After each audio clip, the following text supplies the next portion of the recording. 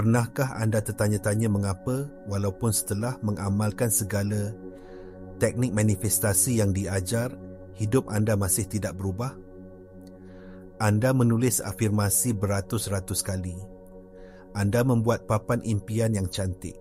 Anda cuba berfikiran positif sehingga kepala anda pening. Tetapi hutang masih di situ. Hubungan yang diimpikan masih belum kunjung tiba. Rasa kekosongan itu masih menghantui. Anda diberitahu, mungkin anda tidak berusaha cukup kuat. Mungkin anda tidak cukup menginginkannya. Hari ini saya akan beritahu anda satu kebenaran yang mungkin sukar diterima, tetapi akan membebaskan anda. Masalahnya bukan kerana anda tidak cukup berusaha. Masalahnya ialah anda telah berusaha dengan cara yang salah. Anda telah diajar untuk menolak dan memaksa realiti, sedangkan kunci sebenarnya adalah untuk menjadi selari dengannya. Kebanyakan orang gagal dalam manifestasi kerana mereka fokus pada desakan, pada keinginan, pada kata-kata. Tetapi alam semesta tidak bertindak balas terhadap kata-kata anda. Ia tidak peduli betapa kuatnya anda menginginkan sesuatu. Alam semesta atau apa yang digelar oleh ahli fizik kuantum sebagai medan kuantum hanya bertindak balas kepada satu perkara, frekuensi yang anda pancarkan, keadaan dalaman anda, tenaga yang anda bawa dalam setiap sel tubuh anda.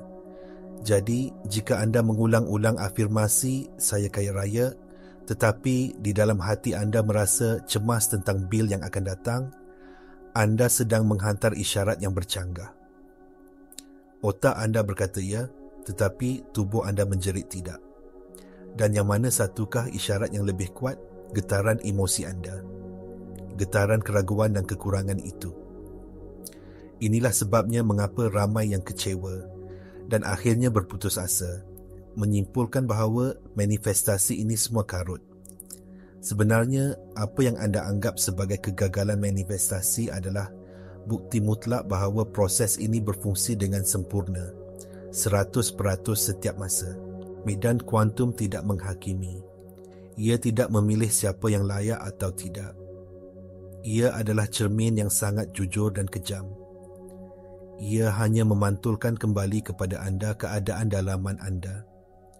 Jadi, jika realiti luaran anda penuh dengan kekurangan, itu bukan kerana alam semesta menghukum anda. Itu adalah maklum balas yang tepat menunjukkan bahawa keadaan dalaman anda sedang bergetar pada frekuensi kekurangan. Setiap kali anda melihat akaun bank anda dan merasa risau, anda sedang menguatkan lagi getaran kekurangan, lalu medan kuantum dengan patuh memberikan anda lebih banyak situasi untuk dirisaukan. Setiap kali anda melihat pasangan bahagia dan merasa cemburu atau sunyi, anda sedang memancarkan frekuensi ketiadaan dan alam semesta akan memastikan anda terus merasai ketiadaan itu. Ini bukan hukuman, ini adalah fizik. Fizik kuantum memberitahu kita bahawa realiti wujud sebagai lautan potensi yang tidak terhingga. Segalanya wujud sebagai gelombang kebarangkalian sehinggalah ia diperhatikan. Apabila seorang pemerhati hadir, gelombang itu runtuh menjadi zarah, menjadi pengalaman yang nyata. Anda adalah pemerhati itu. Kesedaran anda adalah kuasa yang meruntuhkan potensi menjadi realiti. Persoalannya bukan sama ada anda mencipta realiti atau tidak. Anda sentiasa mencipta. Persoalan kritikalnya ialah, dari keadaan apakah anda sedang memerhati? Adakah anda memerhati dari keadaan keutuhan, kesyukuran dan kelimpahan? Atau adakah anda memerhati dari keadaan kekurangan, keraguan dan penantian? Keadaan pemerhati itulah yang menentukan apa yang akan diruntuhkan dari medan potensi untuk menjadi pengalaman hidup anda. Jadi, di manakah silapnya? Mengapa begitu sukar untuk mengubah keadaan dalaman kita? Jawapannya terletak jauh di dalam sistem operasi kita, di dalam minda separa sedar. Ahli neurosains telah membuktikan bahawa 95% daripada kehidupan harian kita pemikiran, tindakan dan emosi kita dijalankan secara automatik oleh program-program dalam minda separa sedar. Program-program ini dibina daripada pengalaman lampau, terutamanya yang mempunyai cas emosi yang kuat. Jika anda membesar dalam persekitaran di mana wang sentiasa menjadi isu, minda separa sedar anda telah diprogramkan dengan kepercayaan dan emosi kekurangan. Anda boleh cuba menindih program ini dengan pemikiran positif, tetapi ia seperti cuba memasang perisian baru pada komputer yang masih menjalankan sistem operasi lama yang penuh virus. Fikiran sedar anda mungkin mahukan kekayaan, tetapi badan anda yang merupakan jelmaan fizikal minda separa sedar telah ketagih dengan emosi kerisauan kewangan. Badan anda secara literal tidak tahu bagaimana untuk merasa selamat dan melimpah. Apabila anda cuba merasa berkelimpahan, badan anda akan memberontak. Ia akan menghasilkan pemikiran cemas dan perasaan tidak selesa untuk memaksa anda kembali kepada keadaan yang biasa dirasainya. Inilah yang mewujudkan isyarat yang bercanggah dan tidak koheren. Otak anda menghantar satu isyarat, manakala jantung dan sistem saraf anda menghantar isyarat yang lain. Anda menjadi seperti stesen radio yang cuba menyiarkan dua lagu berbeza pada frekuensi yang sama. Hasilnya, bunyi bising yang statik. Medan kuantum tidak dapat menangkap isyarat yang jelas daripada anda, jadi ia memantulkan kembali keadaan huru-hara itu kepada anda sebagai kehidupan yang tidak menentu dan tidak memuaskan. Jadi, apakah bahan yang hilang itu? Apakah kunci yang menyatukan minda dan badan, yang mengubah isyarat statik menjadi siaran yang jelas dan berkuasa? Jawapannya ialah koheren. Koheren adalah keadaan penyelarasan fisiologi dan tenaga, di mana jantung, otak dan badan anda bergetar dalam harmoni. Ia adalah keadaan di mana setiap sel dalam badan anda menyiarkan satu mesej yang sama, satu frekuensi yang bersepadu. Apabila anda berada dalam keadaan koheren, anda tidak lagi cuba untuk merasa berkelimpahan. Anda menjadi kelimpahan itu sendiri. Anda tidak lagi berharap untuk sihat. Anda menjadi penjelmaan kesihatan. Sains di sebalik ini sangat menakjubkan. Kajian dari institut seperti HeartMath menunjukkan bahawa jantung manusia menjana medan elektromagnetik yang 1000 kali lebih kuat daripada otak. Apabila anda menjana emosi yang membina seperti kesyukuran, kasih sayang atau kegembiraan dalam jantung anda, ia akan menghasilkan satu corak gelombang yang teratur dan koheren. Gelombang ini kemudiannya akan menyelaraskan ritma otak anda, menenangkan sistem saraf anda dan mengoptimumkan fungsi hormon anda. Anda secara literal mengubah biokimia dan getaran tenaga anda dari dalam keluar. Di sinilah letaknya kuasa sebenar. Bukan pada visualisasi semata-mata tetapi pada perwujudan. Anda perlu menjana perasaan realiti yang anda inginkan di dalam badan anda sekarang, seolah-olah ia sudah pun berlaku. Dan untuk mencapai ini, saya ingin berkongsi satu ritual yang sangat mudah tetapi amat berkesan. Ia adalah satu latihan pernafasan untuk membina koheren. Duduk dengan selesa, tutup mata anda, tarik nafas perlahan-lahan melalui hidung. Sambil menarik nafas, ucapkan secara senyap di dalam hati, saya hidup. Rasakan nafas itu memenuhi paru-paru anda, membawa tenaga kehidupan ke seluruh tubuh anda. Kemudian, hembuskan nafas perlahan-lahan melalui mulut. Sambil menghembus nafas, ucapkan secara senyap, dalam koheren. Lakukan ini berulang kali. Tarik nafas, saya hidup. Hembus nafas, dalam koheren.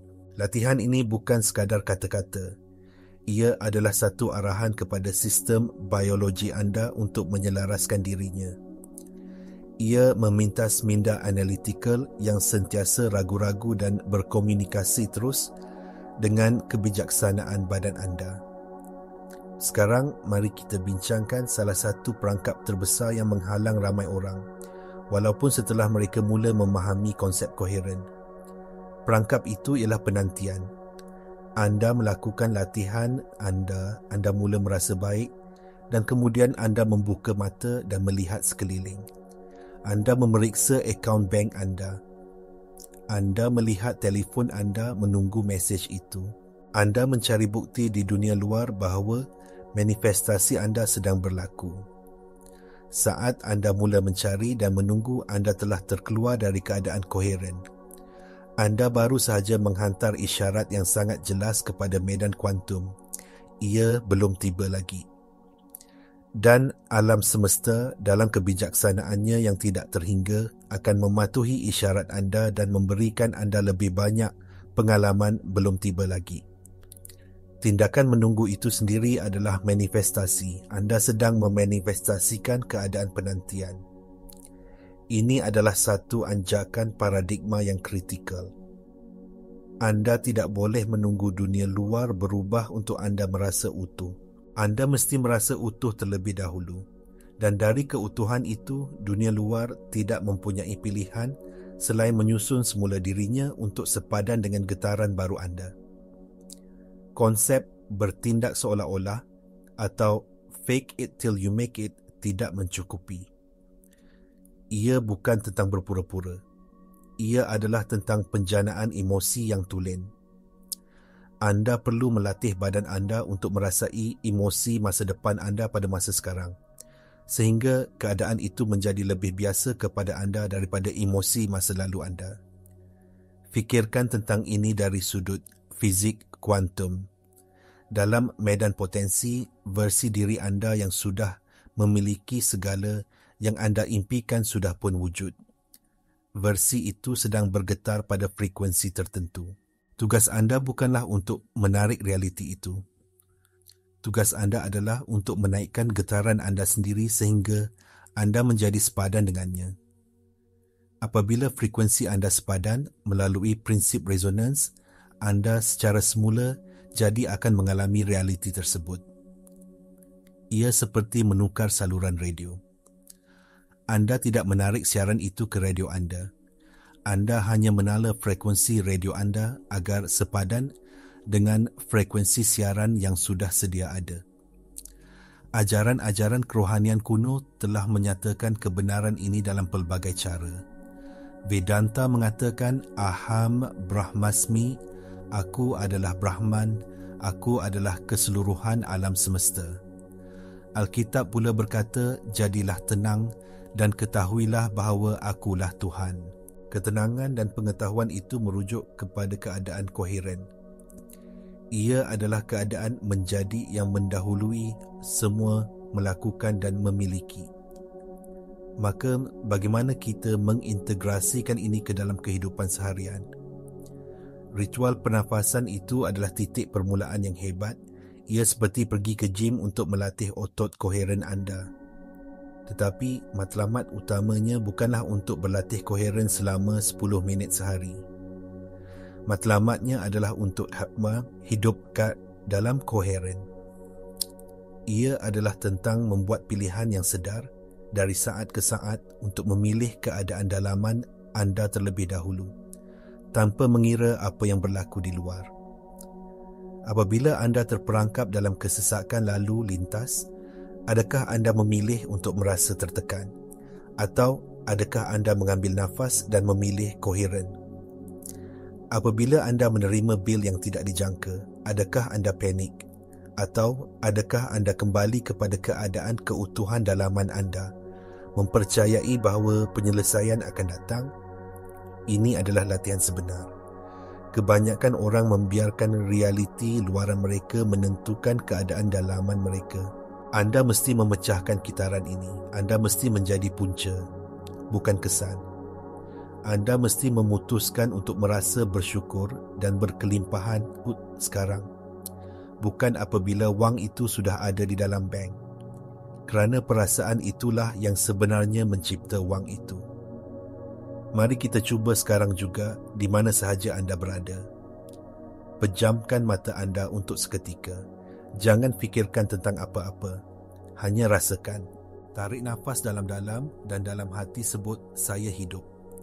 Sekarang hembuskan nafas perlahan-lahan dan sebut dalam koheren. Lakukan sekali lagi. Tarik nafas, rasakan tenaga kehidupan. Hembus nafas, rasakan penyelarasan. Apa yang anda rasa?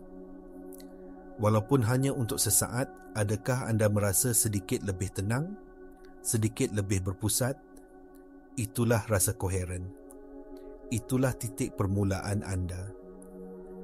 Saya ingin menjemput anda untuk berkongsi di ruangan komen di bawah. Selepas melakukan latihan ringkas ini, apa yang anda rasakan?